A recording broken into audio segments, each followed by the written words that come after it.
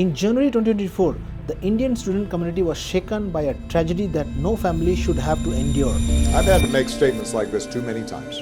Vivek Saini, a 24-year-old MBA student from India, moved to the United States to chase the American dream. But on a cold January night in Lithuania, in Georgia, that dream ended up in a nightmare. Communities like this have had to endure tragedies like this.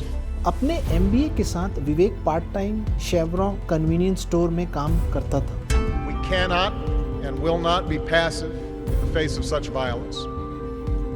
We should be willing to challenge old assumptions in order to lessen the prospects of such violence in the future. विवेक ने एक दिन Julian Faulkner, एक homeless man की मदद भी की, जिसे विवेक ने कभी खाना और कपड़े दिए थे. These kinds of terrible, tragic events are happening with too much regularity. उसकी काइंडनेस का जवाब एक अनइमेजिनेबल वायलेंस के साथ दिया गया.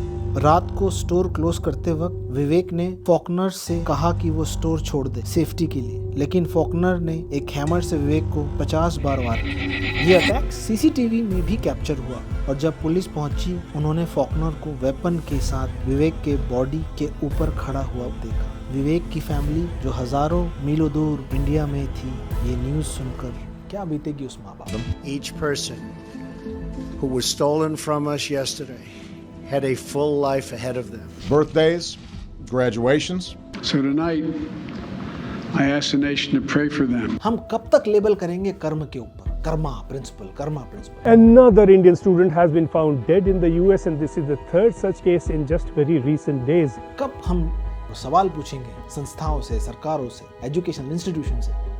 8 people were killed in the mass shooting, out of which 4 belonged to the Sikh community. आप कुछ जिम्मेदारी लेंगे या नहीं, या सब कुछ दूसरों पे छोड़ देंगे और केवल आप टैक्स में इंटरेस्टेड हैं, टैक्स लेंगे आप, सर्विसेज क्या देंगे कोई मतलब. Somebody is 4 people, there are 4 people, 4 जने मिलके मेरे घुमा रहे भाई. अपने पर्सनल स्कोर हैंडल करने के लिए पॉलिटिक्स करेंगे, पर जो आदमी परेशान हो रहा है, जनता परेशान है, कोई लेना देना नहीं. आप मजाक बना रखा हुआ है प्रदेश में. This is something I cannot forget. He was pointed gun on me, and there were 2 wounds on my head. This, and one more is on this.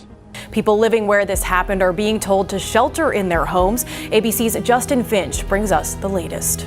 If it feels like you are hearing about gun violence and mass shootings more than ever before, it's because you are. Officer Dave hit and killed 23-year-old Janabi Kandula. The office says it has arrested a young person for a deadly shooting today in Salisbury. The fact is, America has more mass shootings than any other high-income country in the world. 13 अगस्त 2024 को Salisbury, north Carolina में एक और tragedy ने Indian community को हिलाकर रख दिया. मैनक पटेल, एक 36 साल का इंडियन ओरिजिन बिजनेसमैन जो गुजरात के वडोदरा से आया था, एक रॉबरी के दौरान अपनी स्टोर पर गोली मारकर मार दिया गया. इंसिडेंट एक टोबैको हाउस कन्वीनियंस स्टोर पर हुआ जो रोवान काउंटी में है. Who was shot and killed during a robbery on Tuesday. The suspect, a teenage boy, is now in custody in that case. Mainak Patel's story is another reminder to everybody who wants to fulfill their American dreams. They do not realize what kind of hate they may face for being an Indian. The recent shootings not only show a rise in discrimination against Asian Americans, but also racially inflammatory rhetoric in America. And I'll tell you, with the recent cases of MAGA in US, in fact, the Indian Americans who voted for Trump are facing racial remarks. They are facing derogatory comments about their ethnicity. Think about the US, which thinks of a very developed nation, which counts upon being the champions of democracy in their own country. Ethnic violence, racial abuse, ill treatment to the people of certain ethnicity is on the rise. In the United States, gun violence is the persistent and most ridiculous problem still exists, whether you acknowledge or not, for any reason, political, non-political. And if I tell you, with around 45 deaths per day, yes, I'm not joking, based on the research and facts, and all the details will provide in the description, which you can see from where we are taking the data and information. And more than 16,000 plus gun deaths all alone in 2024. And this is all published data. Imagine करो एक दिन में इतने सारे की लोग जान चली जाती हैं उस कंट्री में जो डेवलप कंट्री है. अरे सोच के देखो, दिमाग तो लगाओ. उस सपने की दुनिया में सगोफे में जी रहे हो, थोड़ा रियलिटी में तो आओ. The impact is even greater when you consider the alarming number of 5,000 plus children and teenagers who were shot in 2024, of which 1,403 tragically lost their life. Even children and teenagers are not spared. If we talk about gun ownership in US में 393 million firearms हैं. If we talk about the gun ownership, और ये जो ownership की बात हो रही है, ये सिविलियन के गन ओनरशिप की बात हो रही है. आप और हमारे ऐसे लोग जो सिविलियंस हैं उनकी बात हो रही है. इसका मतलब क्या कि हर 100 लोगों के लिए 120 फायर आर्म्स अवेलेबल है, which means that firearms are more than the people living in that country. And this is the biggest safety concern. ये एक बड़ा सेफ्टी कंसर्न है which influences every part of a human life, जो हर चीज में impact करता है. कुछ स्टेट में गन वायलेंस का रेट बहुत ज्यादा है, जैसे कि मिसिसिपी, लुजियाना, न्यू मैक्सिको. ये नंबर ये याद दिलाता है कि किसी देश में कुछ ऐसे एरिया है जो डेंजरस हो सकते हैं, और खासकर उन लोगों के लिए जो वहाँ के स्थायी नहीं हैं. Those were immigrants, maybe a student to study abroad, maybe an employee who got the job there, maybe a family member who went with the family, and therefore things are not known to them. और सबसे बड़ी बात तो ये है कि 18 से ज़्यादा स्टेट्स में यूएस में परमिटलेस गन अलाउड है. मतलब है कि गन रखने की आज़ादी है बिना किसी लाइसेंस के, बिना किसी परमिट के. ले लो भाई, चलाओ जहाँ चलाना है. एक तरफ तो हमने बात की गन वायलेंस की, अब हम बात करते हैं टेररिस्ट अटैक्स की और डोमेस्टिक टेररिज्म की. Whenever we talk about terrorism, we think it is an external threat, कि भाई कोई टेररिस्ट ऑर्गेनाइजेशन है, उसने कोई अटैक कर दिया.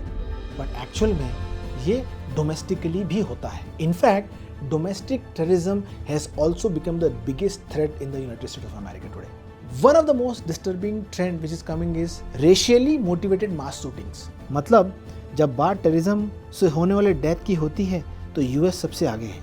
जुलाई 2023 में हाईलैंड पार्क इलिनॉइस में 4th of July परेड पर एक मास शूटिंग हुई. 6 people have died, 24 others are hurt, and the gunman is on the run after a mass shooting at a parade.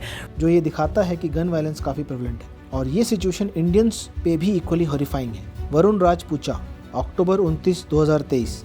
Location Valparaiso, Indiana, new Chicago. एक gym में stab हो गया. एक दूसरा incident Syed Mazahir Ali, February 4, 2024. Location Chicago, Illinois. was brutally attacked near his home in Chicago. 3 unknown men chased and beat him, and one of them pointed a gun at him. Syed face was bloodied from the assault. Attack के बाद सैयद ने अपनी trauma की social media पर share करते हुए कहा, America has been my dream country.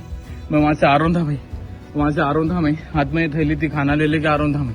मेरा घर यही है, यहाँ पे मैं स्लिप हो गया. 4 जने मेरे को पकड़ के लाता, घुसे, पंचा सब मारे. मेरा फोन खींच लेके चले गए भाई, मेरा फोन खींच लेके चले गए भाई. Please help me, bro. Please help me. Gun violence, domestic terrorism, hate crimes, crime against certain ethnicity.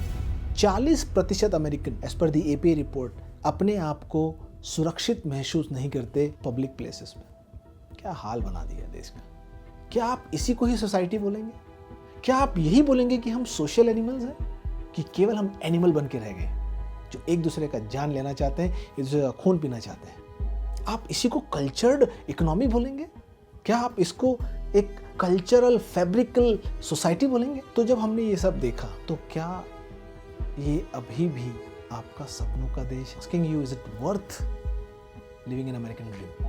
हाँ, मैं ये मानता हूँ कि यूएस आज सबसे बड़ी इकोनॉमी है, एक डेवलप्ड नेशन है, वहाँ सड़कें अच्छी हैं. हमारे भारत जैसे पॉटहोल्स नहीं मिलेंगे आपको वहाँ पे. वहाँ की सिलिकॉन वैली में आपको जन्नत दिखेगा, क्लीनलीनेस होगी. वही इंडियन जो यहाँ भारत में क्लीनलीनेस मेंटेन नहीं करते, वहाँ क्लीनलीनेस मेंटेन करते हैं, और वहाँ जाके भारत को गाली बकते हैं. इंडिया की सिलिकॉन वैली में बड़े बड़े क्रेटर्स मिलेंगे आपको. मैं ये जानता हूँ कि उस तरफ की दुनिया अच्छी है, पर इन सभी सेफ्टी कंसर्न्स को ध्यान में रखते हुए मैं ये पूछना चाहता हूँ, क्या ये अपॉर्चुनिटी और उसके साथ जो रिस्क है, क्या वो वर्थ है? ये आपको सोचना है, ये आपको अपने बच्चों के बारे में सोचना है. उस अपॉर्चुनिटी के साथ जो रिस्क आ रहा है, ये जिम्मेदारी आपकी है.